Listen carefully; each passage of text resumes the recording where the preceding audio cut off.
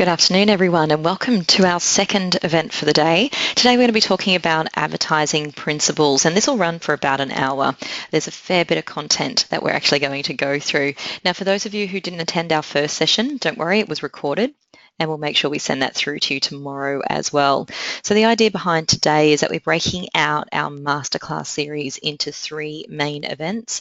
So we're talking about how to become a subject matter expert, how to apply some really good advertising principles to what you're currently doing, get updated with the latest trends, keep clear on your focus as to what you need to be doing moving forward. And then the final session for today is talent search. You know what? You might find that writing an ad is boring. You don't want to do it anymore and you'd rather search for talent. That's absolutely fine. We're going to cover that in the last session today. So we're going to go through, if you are going to advertise, how you're going to do it well. And it's a little bit different to what we normally do with our webinars. So we're going to focus on four main concepts, and I'll take you through those in a little bit more detail later on.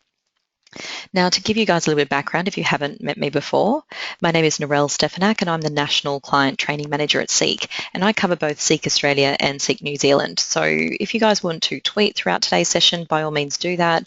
I'll be busy doing this, but I'm sure somebody else will be checking the tweets for me, and we'll also be giving you guys a bit of a roundup at the very, very end of today's session, as well as to how you can access all of this information. Now, before joining Seek, I've worked in the recruitment industry, and I've done temporary, permanent, industrial, commercial recruitment across a lot of different industries. And I've been a consultant, I've been a team leader, a trainer, a branch manager. So I've covered a fairly big gamut. And I guess the one thing that I learned out of that time is I'm pretty time poor, and I'm assuming that a lot of you have a hell of a lot of things to do. So being able to write an ad and do it effectively and efficiently and knowing what works is really key, because if you're going to go down that process, I can't imagine any of you jumping out of bed this morning, fist pumping the air, going, yeah, I can't wait to write an ad today. This just doesn't happen. I don't do it. So we're going to talk about how do we create efficiencies and what do we just need to keep focused on to be able to nail that part of the process. So in terms of the topics that we've covered, I mentioned these before, but today we're really going to be honing in on that advertising principles and the sorts of concepts that sort of surround it as well that are really taking the lead, because the market's moved a lot in the last 5 years. Doing what you've always done isn't necessarily going to cut it with candidates today, and the way that they're accessing your information, the way that they're reading it, absorbing it, really digesting it is different. So we need to be able to focus in on the core elements and be able to make it super simple for them, and also consider the type of device that they might be utilizing. So in terms of how we're going to facilitate today's session, I do want you guys to ask questions. If there's anything that I'm saying that you want to know more about, throw me a question. I'll pause at the end of each slide and try and give you as much airtime as possible, but type them in for me. We've got a fair few of you on the line today, so typing in questions is just going to make it a hell of a lot easier for everyone. The other thing that we have is in the download section. Some of you will have access to it, just depends on what system you're using. But if you locate that little red box with a white arrow, that will open up the toolbox for you, and in there's a handout. That's just a copy of today's presentation. So at any point in time during the session, just download that and you can save a copy of it. Otherwise, we'll email it to you tomorrow along with a copy of the recording as well. All right, fair bit to cover, so we're going to jump into things.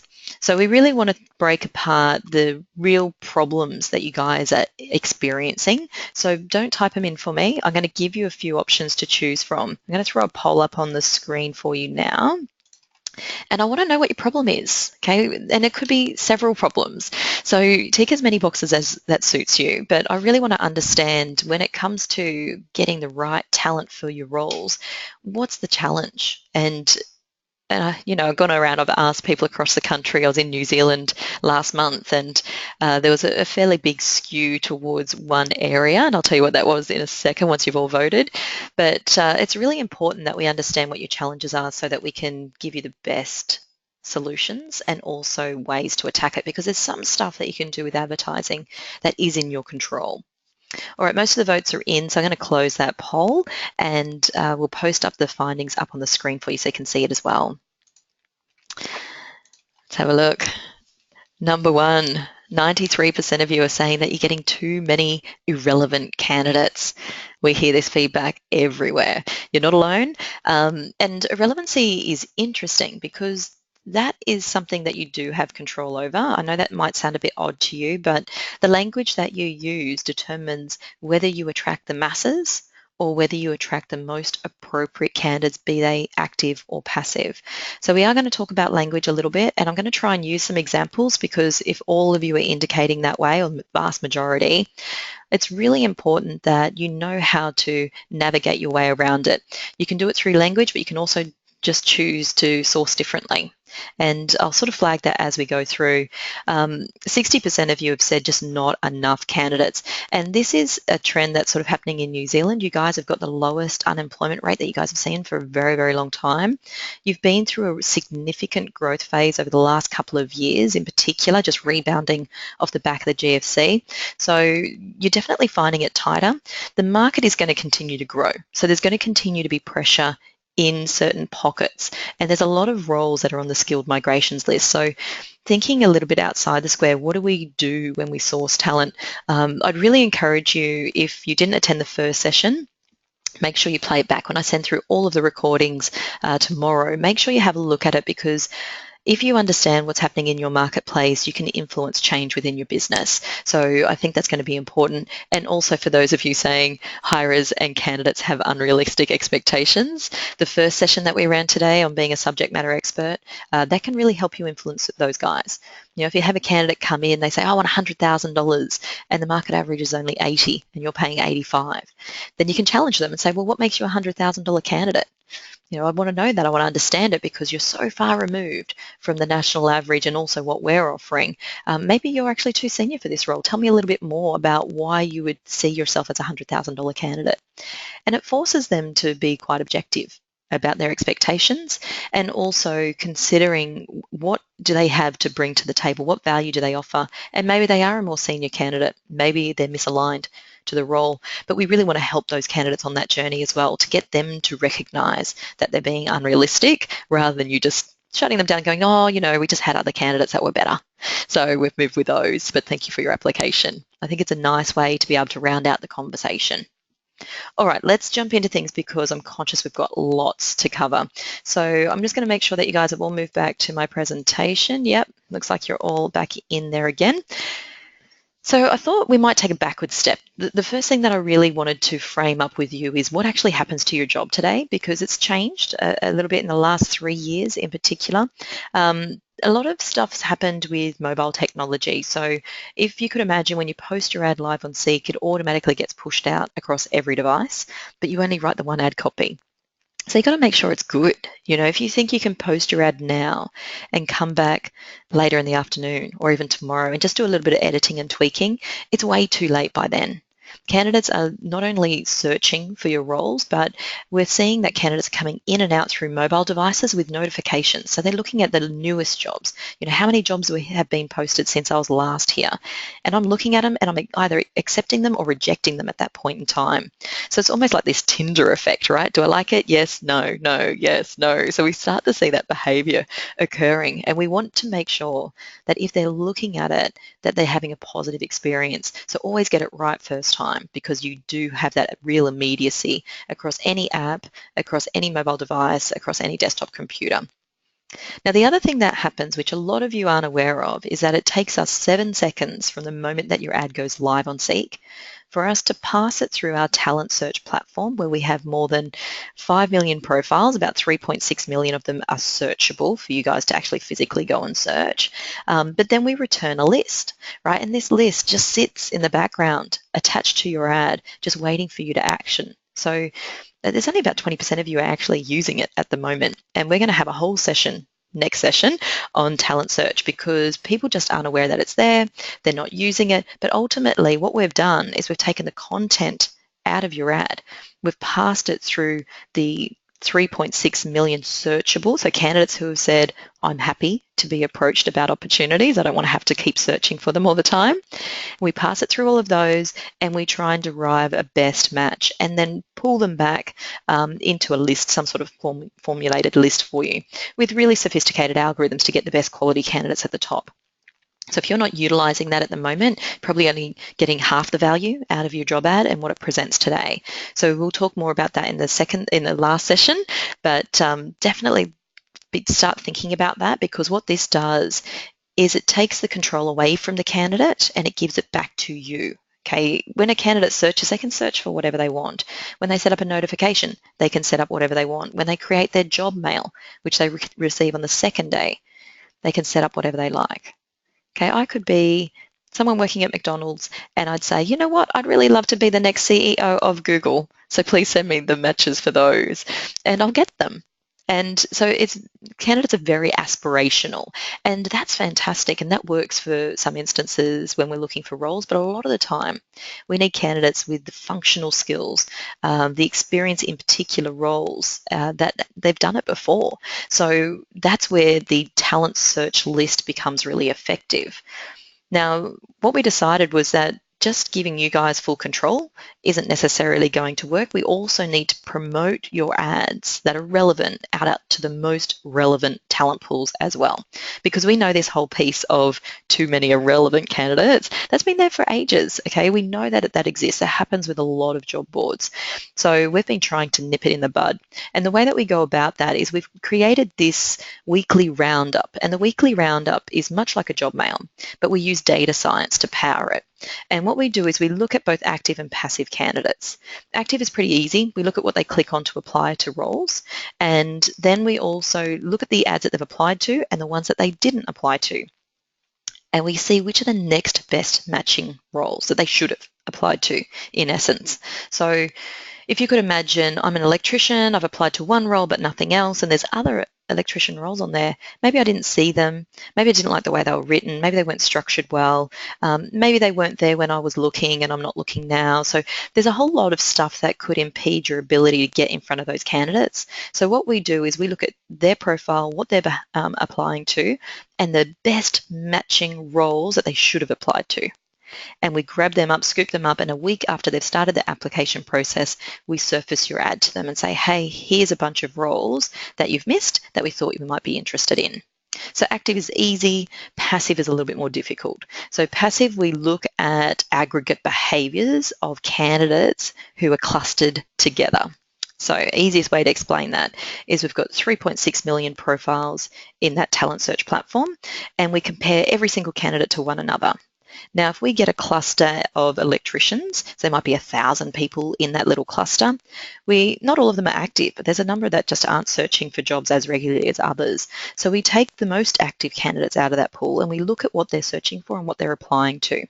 Then we scoop up all of those ads and we surface them to the passive candidates and say, hey, candidates like you are applying to these roles. We thought you might be interested. Now, we can only do that if the content of your ad is rich enough for us to know what it is and know which candidates are relevant. So if you put in lots of waffly information, I'll give you some examples of that in a minute, we can't work out if the role is for an electrician, for an accountant, for a customer service person. So we have to reject it. We can't remarket it for you. We can only let candidates discover it, which is through this normal search methods that they would use.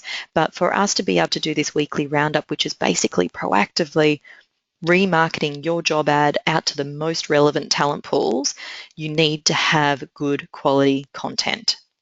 So as we go through today, what we're going to be doing is breaking apart what does good quality content look like and why.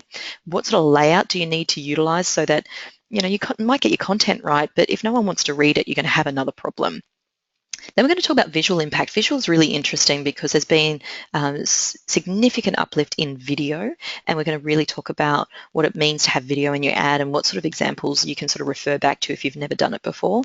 And then finally talking about the impact on mobile devices. So what do we need to consider? And all the rules and all the template guides I give you will have heaps of instructions on character counts, sorts of language to use, how to keep it really concise. So we're going to move through those 4 main concepts today.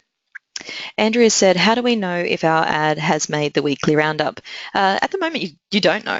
It's just something that we've built recently, and we don't give you guys any flags as to whether or not you're on that weekly roundup. I'd be interested to know why. Like if we told you that you were on 10 weekly roundups, how would that help you?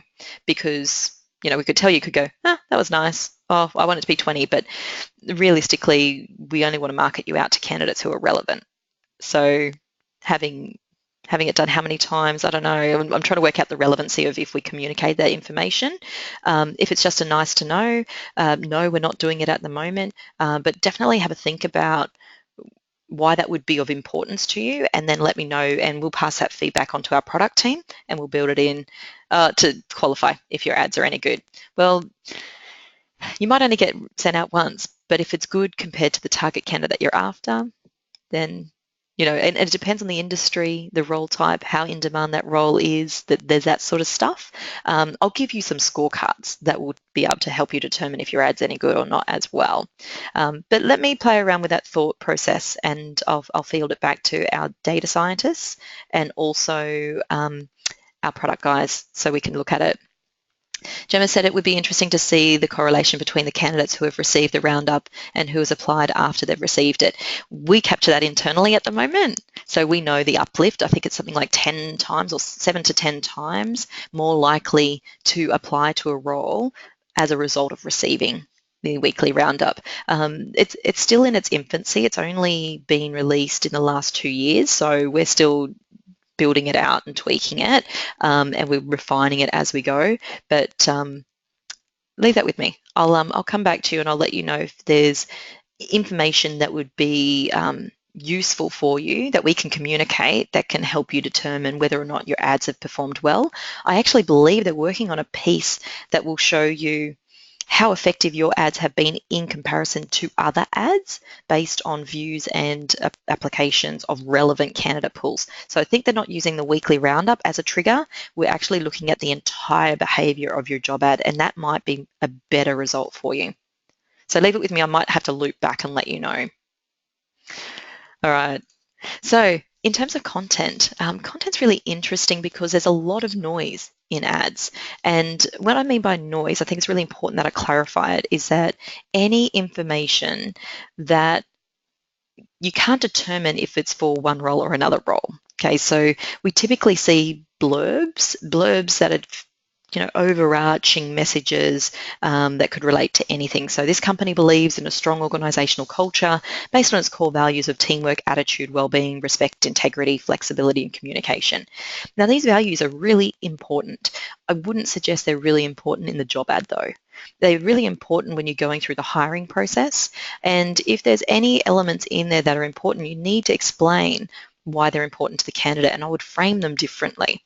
If teamwork's important, I'd say why. You'll be in a team of 7 where you will be working on a core critical project to do something, right? That's how I would emphasize that teamwork is critical. And just putting them out there as top-line messages, candidates see these in all ads. They see them across all different types of roles. So they read them and get no value from them.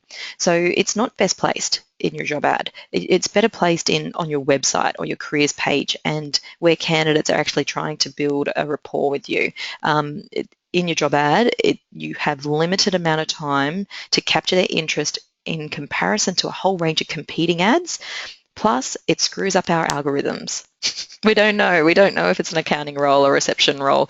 And so if we can't benchmark it, if there's more of this noisy-based material than really rich, specific information, so specific information about the company, is it local, national, global, what industry is it in, what does it specialize in, how big is it? What about the role itself? So what will they be doing? What will they be driving, managing, owning, delivering, all that sort of stuff. We really need to understand the nuts and bolts. What sort of skills do you need? Are they really specific rather than generic?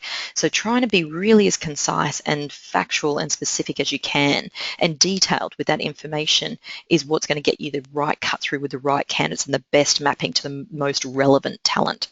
The other thing that it does is it pushes away irrelevant candidates. Okay, if they're only reading highly saturated, rich content, they keep getting confronted with, oh, I can't do that, or I don't have that experience, or I don't know. And so what it does is it makes them feel uncomfortable, and they tend to move away from your ad and they go to these nice soft ones. where there's lots and lots of information. They go, oh yeah, that sounds like me. I work hard. I've got a good attitude.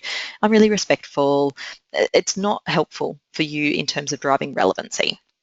The last one is just a bullet point. Don't do that to your bullet points. Bullet points are points. They should be one message, one line across, really succinct. I have read that bullet point out probably 100 times and I still don't know what it's about because my brain can't consume it. It's a bullet point. I need it in chunks. I need them to be able to tick off. Can I do that? Yep. Can I do that? Yep. Can I do that? Yep. Can I do that? Yep. And I don't want to have to read a whole narration and then have to go back and read it again to try and work it out. So you can start to see what we're talking about with this style of writing. Now, to bring it to life for you, I've got an example. And this is a real job ad. It's about 2 years old. It was posted in Australia, and it's for an administrator. I'm going to read out some of it, not all of it because it'll take forever. But this is what not to do. So to join our team, you must be exceptional at what you do. No full stop. We are looking for the ninjas of awesome, the people who put awe in awesome. No full stop. We're looking for the exceptional people who are not looking for a job but a calling, a mission. You're energetic, fun and driven to succeed. You're totally exhilarated by the idea of spreadsheets. 2 words, who knew? And what they can do for the world. You probably think people don't given them enough credit, nice typo, and you have great attention to detail to the point of being anal. Lovely language. You could organise anything. You multitask like a freaking legend. You're probably not someone who likes to stand still for very long. You're the embodiment of a ninja. This means you always take responsibility because that's what ninjas do. Oh my goodness, it's hilarious. Okay, so at this point, I'm reading it going, oh gosh, I can't believe they're going there with this. And it's a bit funny, but it's a bit dangerous, right? It could do irreparable brand damage. It could actually push candidates away, and it's taking too long. Humour needs to be, it can be injected into ads. I don't have a problem with that. I think humour can work exceptionally well with getting cut through in really difficult industries. But this is too much. There's just way too much there. And then it doesn't stop. I guess that's the problem that I have with this, is that it continues and it goes on for so long. And then at the very bottom, and it'll scroll up on your screen in a minute, but it says send your CV along with a written response, maximum 600 words, specifically addressing the criteria mentioned above. Now, unless you're a freaking ninja, there's no criteria at this point. So that's the challenge that I have with it, is that there's nothing in there. And we've gone through 2 full-page scrolls to be able to get to this point, and I think at this point they've recognised that they haven't provided any criteria. So instead of editing their ad and trimming it down and being more concise, they just tack it in at the bottom. So we then have to scroll through another full page of information, and they're not specific. They're saying, well, actually, we could be looking for several roles. So in that instance, you could be doing any one of a myriad of tasks. And here's a whole range of tasks. So again, it's not specific to the candidate. How do they go, yeah, that sounds like me? It's very difficult for a candidate to buy in at this point. And then it says, send us your cover letter and your CV. But they still don't know how to close off the ad. They're still sort of dragging it out. And there's more and more, another paragraph for that candidate to read. So don't do this. It's not going to work. It could cut through with some really weird, quirky individuals potentially, but I think it's more likely that you'll do brand damage and also lose a lot of really good candidates as a result. So, and our algorithms would have no clue what you're talking about. We'd probably serve up some ninjas to, to be serious. But ultimately, we want to make sure that our information is really specific and concise. Now, the easiest way to get there, because we all write with waffle, even when I go to write something, sometimes to get my mind in the right headset, I'll just start typing, it's a really good role and it's going to be fantastic for someone. And I start really big picture, and then I get to the why. Candidates don't need the really big picture. They just need the why straight up. They just need to cut to it really quickly. So to get to the why, use action words. And I've got a whole list, print these out, put them up on your wall. But the idea with using action words is it helps you get to the point quicker. And that's what candidates need to stay reading. Okay, if they have to read a sentence that says, this is a fantastic opportunity to join a brilliant company, you'll be able to work on some massive projects leading a team. Okay, the really interesting part is I'm going to be leading a team, and I want to know how big that team is, what are they going to be doing, what are they going to be accountable for. So start there, lead a team. Now, they were the last 3 words in that sentence. take them to the front. Lead a team, you can't finish there, of, no developers. How many developers? 10 developers. Lead a team of 10 developers. Specializing what? Specializing in, I don't know, maybe .NET, or maybe integrating our social media platforms. There's a whole range of stuff that you could say after that. So it sort of forces you to get more really relevant and rich content in. So then we're looking for not only someone who's led, but led certain types of people and led certain volumes of people, and then led certain volumes of people working on particular projects. And our algorithms get really excited, and they can go through and scoop this sort of information out of people's, not only their profiles, but we scan all of their CVs as well. So we can sort of scoop that level of information out and really drive the most relevant matches for you. But you can see how important it is that you do the heavy lifting. You think about how concise you write, because the language you put in will determine if you're attracting the masses or if you're attracting the really specific candidates. Okay, when you write something like, "This is a brilliant opportunity to join a fantastic company and work on some massive projects," a really good candidate goes, blah, blah, blah, blah, blah, blah, blah, and they move to the next ad. You know, a more junior candidate, someone who doesn't even know what the role is, they read that and go, "Yeah, I hate my job, I hate my boss, I hate what's going on here, but this sounds great. I want to work for them." See what's happening? We've got to try and break it. We've got to use more accountable language in our ads. Not saying you must do this, you must do that. But if you do have a skill set that you require, a great and powerful word to use is utilize. Utilize your experience in, because it sort of assumes that they would have the experience. So start to think about these action words. They can be so powerful in completely transferring the way that you've always communicated your messages. All right, so candidates, when we've done heaps of research before, but we've done eye tracking technology. I'm not going to show you one of ours later on. I'll show you a more recent one that's been done by another job board. But ultimately, what we do with eye tracking technology, we mount cameras on the four corners of the screen, and then we watch where the eye goes, and then we heat map it to see where the eye concentrates. And it gives us a really good idea of what parts of the page people are reading and why. So we're going to show you one of those later on. And the other thing that we know is through a lot of the focus groups that we do by level, by industry. You know, we might do quantitative and qualitative surveys. We'll do external research and commission it. So there's lots of stuff that we've learned over the years. But candidates typically buy into an ad in stages, and it's usually about 3 stages. So the first one is this core minimum basics. I need to make sure that the role sounds like me, so does the job title make sense? Is it paying the sort of salary level or expectation that I have? So communicate it wherever you can. If you can't disclose the salary, then tell them about the package. Is there a base? Is there commission? Is there parking? Is there protective equipment? Is there overtime available? Are there penalty rates? All that sort of stuff can be helpful. And then be really specific with your location as well. And the more specific you are, we've just built new technology so that you can get priority on the list. If a candidate keyword searches for Dargaville, and in their keyword search they put Dargaville because the suburb is so important to them, then what we will do is we will prioritize your ad to the top of the list if you have the word Dargaville somewhere in your ad. Anyway, we'll go through and we'll scan for it and we'll look for it, and then we'll position it towards the top of the list. Simply because we know candidates who have gone to the effort to type a suburb into the keyword field, that is critical to their matching process. So definitely include a suburb wherever you can. Level 2 expectations, and that should be released this week, just so you're aware. Some internal notifications came out today, so we're expecting that this week or perhaps latest next week. So level 2 expectations is, you know what, you've met my minimum basics, I want to know more. I want to know the rich stuff. I want to know the detail. So tell me about you. Are you local, national, global? How many people do you employ? What do you specialize in? Tell me about the duties and be specific. You know, don't just tell me I'm going to run reports. Tell me how frequently I'll run those reports, what sort of system I'll use, what department it'll be for. So thinking about that real rich quality of content that you're putting in.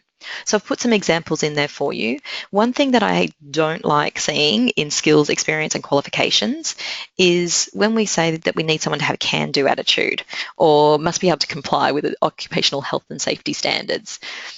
And the reason, I know a lot of you are doing it and you're going, oh, I'm going to get into trouble now, but the reason why I don't like it is because it's not qualifiable. Okay, there's different scales. You could have one person who's completely off the Richter scale with a can-do attitude, and then you could have someone who actually doesn't have a can-do attitude, but when they're applying for jobs, they just go, yeah, I've got a can-do attitude, sort of. Yeah, that's fine. It's not going to stop me from applying. So it's very difficult to measure. What's the point of putting it in? If having a can-do attitude is critical to the role, then you write about it. And that's how you add meaning and depth to the position. And we'll talk about in that third level expectations in a minute. But if you might have a customer service role and you need them to have a can-do attitude because we're transforming. They're going to come out from behind the desk. You're going to move, maybe you're restructuring the way that they're going to communicate with customers, and you want them to be floating around the floors rather than behind a desk and, people have to line up to see them.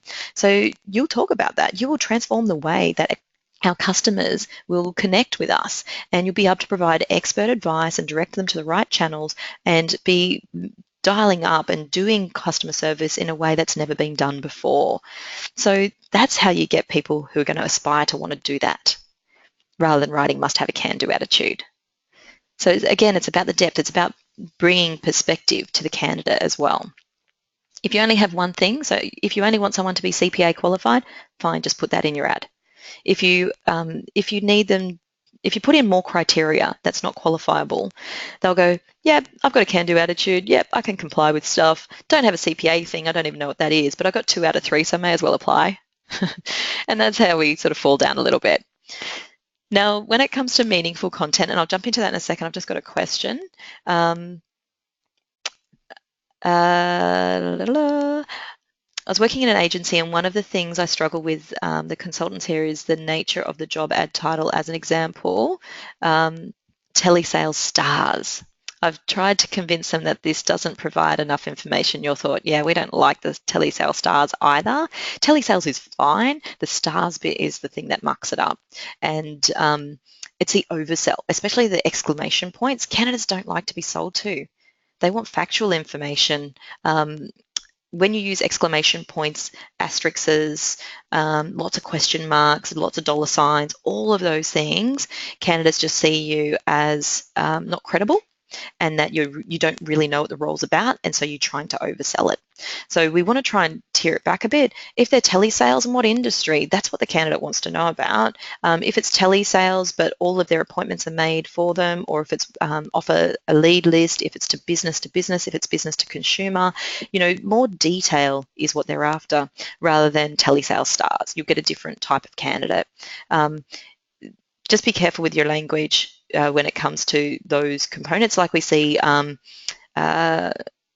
customer service extraordinaire and rock star receptionist. We see those sorts of tokeny titles across all industries. When we did a laws of attraction study, every single industry rate fun as about third last on the list of 15 things when they look for culture in an organisation. What they do rate, though, is respect, collaboration, professionalism. These are always top 3 somewhere on the list. So being able to really communicate that is going to be key. Great questions, thank you. All right, so meaning, let's talk about the meaning. How are we going for time? Half an hour to go. All right, we can fly through this. So when it comes to the meaning, I'm going to talk about role purpose. I encourage people to put a role purpose into their ad for most roles. Where I wouldn't do it is if it was a more junior level role and the role was more functional rather than having an overarching purpose. If you had a blue collar role and you're looking for, say you're looking for an automotive mechanic, they're not necessarily going to come in and revolutionize the way that they repair vehicles. Okay, so it's a bit of an oversell again, and we want to try and steer clear from that. So for some of you, you may actually delete the role purpose and not address it, and you'll move straight from company information straight into the functional tasks and duties, and that's okay. Anytime you feel like you're going to be a bit waffly, just don't include it, because there's nothing worse than trying to oversell. But I'm going to try and keep this as broad as possible because there'll be heaps of roles where a role purpose will be important to utilize. So often what happens is that bridging statement between the company information and the role itself, so the duties. And what we tend to see is that bridging statement usually goes along the lines of, this is a brilliant opportunity for a management accountant to join our team. You'll be required to perform but not be limited to the following tasks. A candidate's just read that and there's no additional value that they've gained out of it because they already know what the role is, they already know it's in your company, they know they're going to join a team and they know they'll do tasks. So that's a real issue because candidates now know that you've got irrelevant content or boring content in your ad. So they should only scan read because they've now just wasted time reading a paragraph with no value. So avoid that.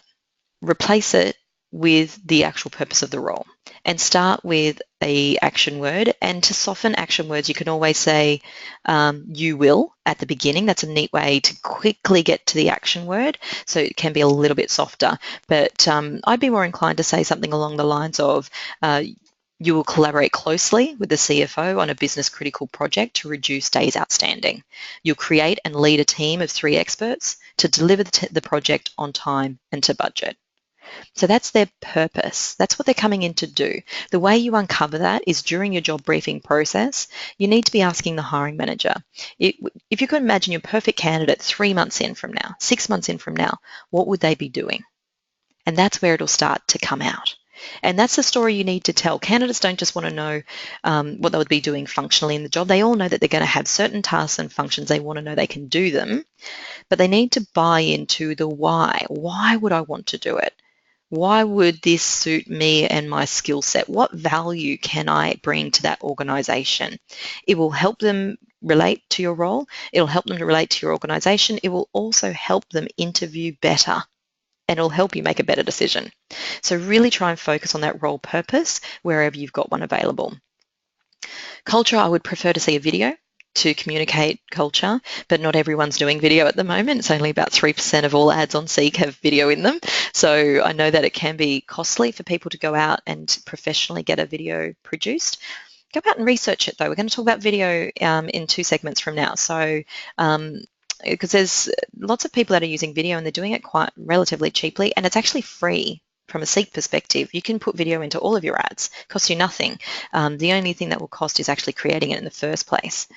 Now, if you can't do it, communicating the culture is difficult because people can't visualize it. So what you want to do is help them understand, why do people like them choose to work for that organization? And that's all you can really do in this cultural section if you're not using video. So the way that we go about doing it is we call out why other people choose to align their careers with Seek. So I've got an example of a data scientist, and this is one that we've used. It was a little bit longer than this, but I've cropped it just for today's example. Data scientists choose to align their career with Seek because we're innovative. We empower our scientists to try new models and develop new technologies to solve local and global problems. That's why. So that's why we have astrophysicists and what else do we have? We have mathematicians and economists. We have a whole range of people that are working in there that really want to solve problems. And that's what we really wanted to call out. That's why they leave one organisation and come to us. You know, for our customer service roles, we'd say customer service specialists choose to align their careers with Seek because we have dedicated mentoring and career development programs that saw more than 15% of our workforce promoted in the last 12 months. Okay, the reason why. So definitely think about the why factor. And even when you're talking to the hiring manager, why do people like working for you, Bob? Tell me that. I don't know, I'm great. Why are you great? What makes your team so much better than another team? What makes this business so much better than any other business? Why do people leave one company and come to this company? Tell me about that. And that's the part you really want to capture and communicate, and try and do it really succinctly in a way that it's not too top level, but it gets the message through and they start to understand this has meaning for me. Now, the benefits are good to communicate and be specific. Like if they have staff discounts, tell them how much. If they get commissions, do they get them monthly, quarterly, annually? Are they capped? Are they uncapped? Do they get protective equipment? What do they actually get? All that sort of stuff can be really useful for a candidate just to weigh up, okay, I know what I'm getting from my current employer. What does it look like if I move? How does that sort of sit with me? But that's more the cream on the top. You need to nail all the other buckets first. Ultimately, if you can do all of those elements really well, your ad will be scientifically sound. And what I mean by that is that we'll be able to cut through your ad so concisely, be able to extract out all of the really rich pieces of information, grab them and match them to the best CVs available out there, and then really force a match between you and the candidate. So the best candidates are seeing your ads, and you'll also have access to be able to reach in and grab them if you want to do it that way. So just make sure that you really think about the sort of language that you're using and keeping it really concise so the candidate can have a pleasurable experience, but also using concise and specifically rich information so that our algorithms can do a lot of the work for you. That will help you with the irrelevance problem. All right, in terms of layout, it's great if you write great content, but if you don't lay it out for the candidates, they're not going to read it. They lose interest in the first 10 seconds. This isn't necessarily Seek. This is actually all web pages on the internet. There's an independent piece of research that's been done by the Nielsen Group. But ultimately, they look at a web page. All people look at a web page, and within the first 10 seconds, their eye is navigating over the page saying, is everything there that I need? If not, I'm going to go back and I'm going to look at another web page. So we really need to make sure that they can look at your ad and go, yep, company, role, duties, experience, culture, benefits apply. Yep, everything I need to know is there. And so I want to stick with it, because within that sort of, by the 20-second mark, they're not going, they're staying. They're staying. You can see that it doesn't continue to fall off a cliff. It sort of steadies. People are more likely to stay and engage with your content. So we need to consider our ad content needs to work for scan reading behavior, because that's how people read on the web. Majority of people will scan read for content, and they'll pass their eye through your page looking for the most relevant pieces of information. Now, what we don't want is for them to be able to read, our client is going blah, blah, blah, blah, blah, you will have blah, blah, blah, blah, blah, blah. You know, we want to be able to make sure that they're wanting to read each component of the ad, because on the average web page, they absorb about 20 to 30% of content. That's it, if it's unstructured. If you structure it up, if you make it really easy for them to be able to absorb and digest, great. If it looks like you vomited on the page, you're going to have a problem. Okay, we want to make sure that there's some thought put into the structuring. So this is the eye tracking technology thing that I was telling you about earlier. What happens with the eye on an average web page that's unstructured is that it moves in what we call an F formation, so the letter F. And the F, you can see it's stronger at the top of the page, and as you go down, the F sort of starts to weaken, and you go down a bit further, and it's really non-existent down in this whole half of the ad, this big triangle piece here. So the issue that we have with that is that they're not going to read it. And if they are, at best, they're scanning it. So how are they going to retain it? And when candidates come to Seek, they're seeking information about jobs. So we need to structure our ads as if it was an information portal. So good information portals, well, you know, Wikipedia is good to go to. How credible it is sometimes questionable, but it's a really good example of a structured informational site. Another one that I've got for you is about ducks, because we all love ducks, and it's so relevant for job ads. But ultimately, with this one, you can see it's a different type of eye tracking, but because it's structured, because they've used it bolded headings and they've fragmented their content into bite-sized paragraphs, the eye can naturally pass down the page, read, which part do I want to read about? The fourth paragraph, that's about habitat. I'm going to read that. I'm going to saturate my eye on that. I'm going to read it again. I'm going to move away from it. I'm going to move back to it again. And that's what we want to encourage candidates to do. Because as much as these are desktop examples, if you could imagine on a mobile device, they're flicking up and down at this point. So if they're flicking up and down, we want to be able to give them the opportunity to be able to go up and down to the headings, and then they know which section they're up to. So if you do nothing else in your ads, put in some bolded headings, and if you can, increase the size of those headings, because what that does is it frames up the page for you. It creates a structured environment for people to read and absorb your content. It also forces you to stay on point. The number of ads that I've read that have been unstructured, where people will talk about the role and then the company. So this is a great role to join a fantastic company. All of a sudden, we've got role and company mixed together. Let's fragment them out. Let's actually say company, and let's talk about the company. Now let's say role. What is it about the role? What's my primary purpose? Now what are the skills? What are the duties? What are the experiences that we need? What's the culture like? So using these bolded headings will really frame up the page.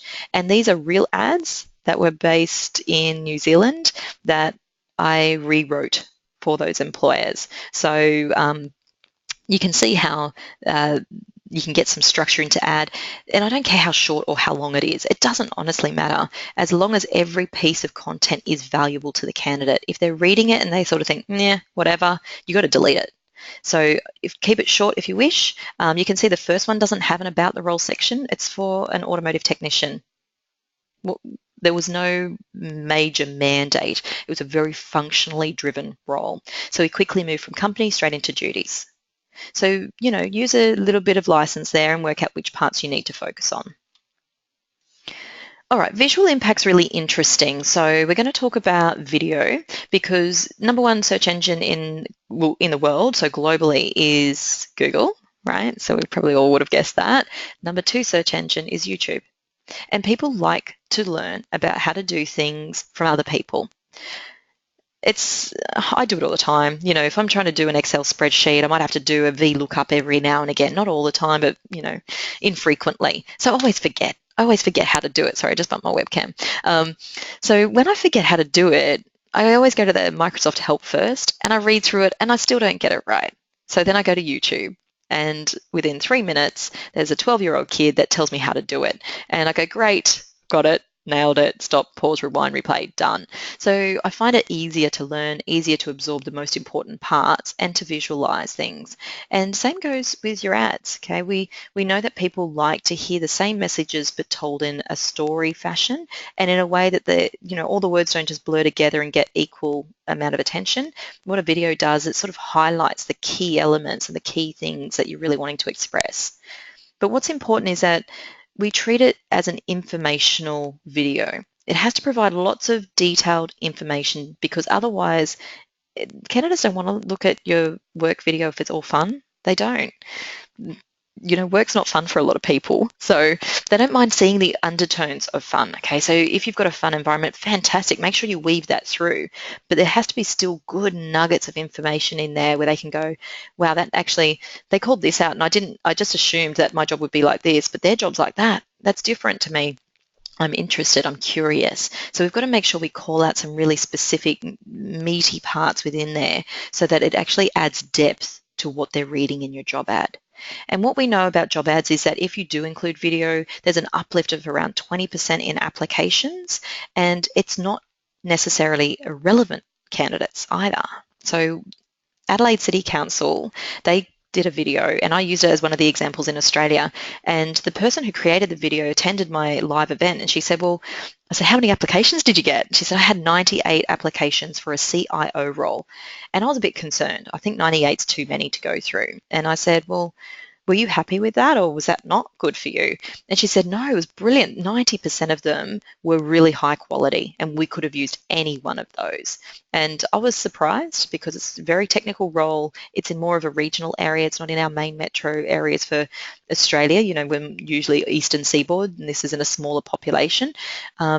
And she said that to the point where we could have selected between 5 in the end. We placed one, they've been fantastic, and we've now made a carte blanche mandate that every senior role that we have in our business will have a video with it. And they've partnered up with a local video production company and they produce the videos for at most $1,000 per video if they're starting from scratch, but often all they do is they re-record the voiceover, and with that it's only a few $100. So they've managed to be able to keep their costs down, but really bring their ads to life and get some significant impact. So make sure if you're using video, the video is there to complement your job ad. It's not there to override your job ad. Still put your content in your ad, and anything that's really interesting in your video, really core messages, make sure they're represented in your ad as well. But people get bored with videos, keep them to 1 to 2 minutes. On YouTube, if your video is between 4 to 5 minutes, 60% of people will watch them till the end. If they're 1 to 2 minutes, 75% of people will watch them to the end. So the shorter, the more concise they are, the better. It's very difficult to create structure in your ads. So use captions, so you can bubble things up on the screen to really call out the things you want them to retain, or you could put a progress line along. If your video is a little bit longer than what you would like, you can put a progress line along and have little buttons to say, well, where they're up to and what's the next topic that you're going to talk about. You could do that, but just have creative ways to create a really good experience for the candidate. We do encourage you to make it accessible. So hearing impaired people obviously wouldn't be able to hear the voiceover. So having transcripts is a really neat way to be able to overcome that problem. And then deciding how you're going to do it. So with your design, it depends on your situation and the type of role, the level of the role, as to what's going to work best and who you are. So we've got a number of recruiters on the phone today. So you may want to promote your role yourself and brand yourself. So one recruitment agency in Australia that does this pretty well is People Hunt Recruitment. Now, it's not perfect, but they do it consistently. They have a YouTube channel. They use captioning, so they call out the main bits that they're speaking to. And the thing that I like about it is it adds such a personality to the job ads that they're running. And these roles are contingent, so they're not telling you who the employer is, they're telling you about the employer and what it's like to work for them and what the role's about and what the nuances within that role is. So if you're a recruiter, what you've got here, I'm not going to play it because it doesn't work across everyone's device, but I've got all the hyperlinks in there so you can see it's lit up on the screen. When you get this presentation, you can click on these. I'll link you out to YouTube so you can play back some of their videos. The next one's actually by a Kiwi company, Warehouse Stationery. They've done a great job with animation. As you could imagine, the retail industry has high turnover, so being able to profile people isn't necessarily always a perfect solution for every business because those people who are in your business today may not be with you tomorrow. So using animation keeps it a little bit timeless and it can get a bit more longevity in the video itself. It will be more expensive though. Creating an animation can be costly. So the animation's really good. They've built out a balance between what are the benefits to me as a job seeker, what do you give me specifically in ways of training, earning, benefits, why do other people like me choose to work here as well? They really nail that pretty well, and they even profile their own business. They use a lot of statistics out of some research that they've done. You can sort of see it with graphs and things that come through the slides, but when they do it, it almost adds professionalism to them. So they actually measure what people in their organisation care about, and then they act on it as a result. So they've sort of tied in some of their HR stuff along with the actual animation itself. Final one that I love is by Google. It's about people, it's about the working environment, it's about the community and what impact this particular person and this role and this team has on society at large, and it's executed beautifully. It is 2 minutes or just under, and not only are they profiling Raquel, who's obviously a very strong and professional woman, they also have the VP endorse what she does and her team does and how important that role is in the entire Google business. So it has this real validation at it from a senior level that this is a core critical role.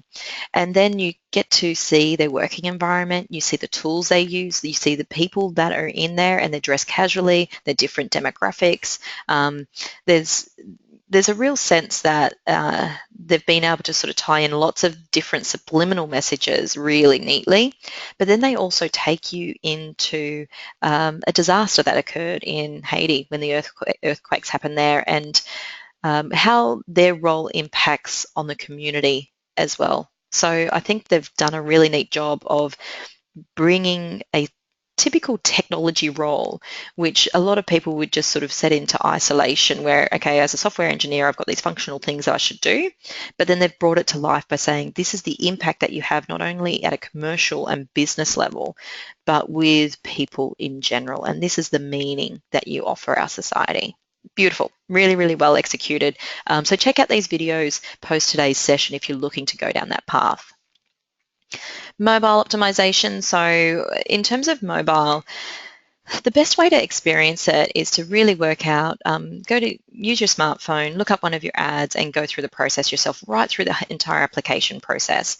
If you feel like there's any barriers on the way there, if your content's too heavy, you don't want to read it, if you click on apply and you have to pinch the screen, you know that something's going wrong. So speak to your account manager, do as much of the fixing that you can with the tips we'll give you at the end, but ultimately we want you to speak to your account manager because we give lots of optimization advice and it's free. We have integrated platforms, which again, we can transfer you over to for free. Some of them may take longer than others, just if there's extra customization that needs to be built. But a piece of research done by Google identified that people not only search for information on their mobile phones, but they act on it as a result. And to give you perspective as to what's happening from a Seek level, 47% of all of our visits to Seeker now via a mobile device, we expect will be more than 50% by the end of the year and more than 30% of applications, and that will grow as well. So we want to make sure that there's no barrier to candidates who are using or choosing to use some sort of smart device. But it is more difficult, right? It's just harder to read and retain information, largely because the screen's smaller. Okay, you can only see 1/5 of the content that you could see on a desktop device. So just physically, you can't actually read and retain because it's in your line of sight. You have to flick up, flick down, and it's very difficult for that information to be absorbed.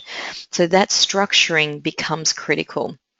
You know, the first ad that you can see on the left, it's great, but it's cluttered. You know, the detail might be there, but I don't even want to read it. Whereas the second one, I can move my eye through. You can see those bolded headings just make a significant difference. And even though some of the bullet points are a little bit lengthy, I can still read them because the entire paragraph overall is pretty concise. So we want to be able to move our eye through that content. The beautiful thing about video is it adds brand and color to your mobile experience, because in a mobile setting, your template does not transfer over. We take all of your content out. You can see there's no branding on these first two, and we just put the content in. So you might have a beautiful template that appears on a desktop computer. It does not appear anywhere in a mobile environment. So having video, or at least advertising with a standout ad. So I'll show you now what that looks like. When you advertise, we recommend that you use this, what we call a standout format. And it's either standout or premium because it gives you 3 bullet points, so you get double the content, but you also get to put your logo on there. And your logo will come across in a mobile environment. It does not come across, your template itself does not come across. So the bit when you click on this and you go through to the body of the ad, that's what doesn't come across. So if you want your brand to be seen in a mobile setting and you're not using video, then you should be using this style of format. All right, so I've got a little template guide. There's this one for summaries, there's another one for job ads, and then I have some scorecards for you. And these are your template guides to refer to over and over and over again. But if you were to go through and have a look at your own ads, you'll be able to tick off, you know, does my job title make sense? Yes or no? Have I listed or described the salary package? Or maybe I should do that. Because you've got 50 characters there to use, right? 50 characters to sum it up. But you can fix this pretty well. The part that people struggle with often is this short description, 150 characters, and that's where you use your action words. Okay, so what are they going to do? They're going to lead new business acquisition, grow the existing portfolio nationally, utilize your extensive signage experience to exceed revenue targets. Okay, really short, punchy statements, no sentence structure. There's no you will, this is an exciting opportunity. There's no fluff. It's straight to business because you only have 150 characters, so keep it tight. Action words over and over. If you're going to talk about the company, be specific. Large multinational organization specializing in corporate imaging. What are they going to do? Manage and grow the government, healthcare, and corporate portfolio. So you can start to see how this would all come together. Now, with the body of the ad, what we look at here is the structuring. And I've given you tips in every paragraph as to what you should put where. Now, I'm not going to go back through these individually because it's exactly what we've just covered, but ultimately it's actually the headings. Now, I don't care if you use my headings or you use your own, come up with your own ones that work for you, but they have to be a maximum of 3 words. If your heading is bolded and larger and it says, in this role you will be responsible for but not limited to the following tasks, it's not a heading, it's a sentence, and people have to physically read it to make sure they don't miss out on stuff. So trim it back, duties and responsibilities, requirements, tasks, function of the role, about the job. You know, do something like that. Just try and keep it to 3 words if you can. All right, and then we have these beautiful scorecards. I encourage you to print these out, use them. You take 1 minute on each scorecard and you say, does my job title make sense? Yes, give it a point. Do I have salary and benefits described? No, 0. Location, have been specific enough? Well, I've said Auckland, but I didn't say Auckland Central, so half a point. Have I told them about their role purpose and what they will do with an action word? Oop, completely missed that, 0. So you can see how you go through it. And the idea is that you'll walk away and you'll go, okay, well, I got 6 out of 10. So I only need to fix 4 parts. That's it. And I will be up to speed with the best practice talent sourcing strategies for advertising. That's all I have to do. I don't want you to reinvent things. If you're doing things right, don't change them. Just change the bits that are broken. So absolutely use these as your guidelines. Keep it concise, keep it factual, because that's what's going to help you. Guys, thank you so much for your time today. I know that we've just hit time, so I'm going to open the floor for questions. For those of you who'd like to stay on the line and fire some questions at me, do so. I'll keep recording, so anyone that needs to leave, those questions will also be available to you post the event. So thank you again for your time, everyone, and good luck with your sourcing strategies for the remainder of the year. Now, we will be hosting one more session this afternoon at 3:30 your time, which is all about talent search. So that platform I was telling you about. So guys, if you have any questions, type them away now and I'll make sure I answer them before you leave. Thank you.